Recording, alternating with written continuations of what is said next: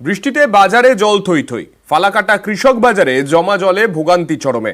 এরই প্রতিবাদে বাজারের গেট আটকে কৃষকদের বিক্ষোভ। ডেবরার বাজারেও বেহাল নিকাশি।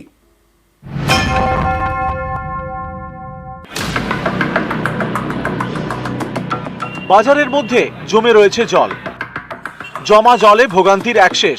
এ ছবি আলিপুরদুয়ারের ফালাকাটা কৃষক বাজারের।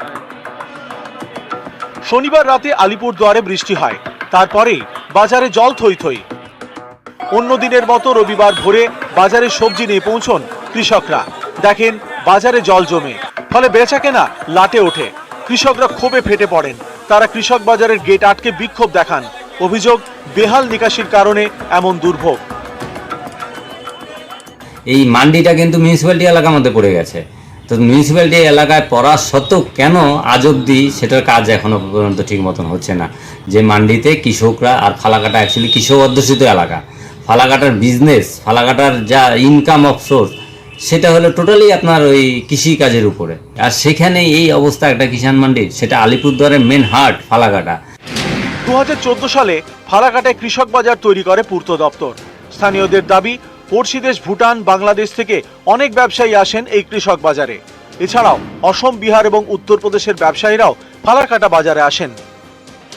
স্থানীয়দের অনেকের দাবি, ফালাকাটা কৃষক বাজার রাজ্যের অন্যতম সেরা।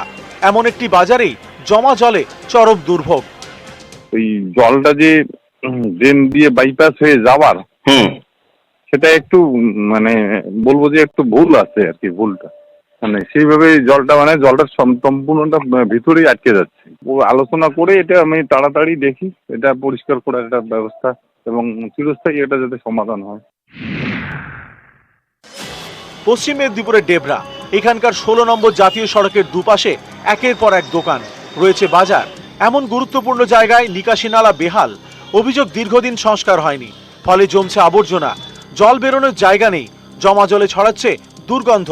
সামনেই বর্ষা, তখন কি হবে চিন্তায় ব্যবসায়ীরা। এখন বর্ষা নেই, তা সত্ত্বেও একটু বৃষ্টি হলে যা ড্রেনের পরিস্থিতি, চারদিকে জল, ড্রেন সব আবর্জনায় ভর্তি হয়ে আছে। একটু জল পাস করার জায়গা নেই। বিভিন্ন জায়গায় বিভিন্ন রকম ভাবে জল এপাশ সেপাশ হচ্ছে এবং খাল খন্দ হয়ে আছে, মশা মাছির উৎপন্ন হচ্ছে।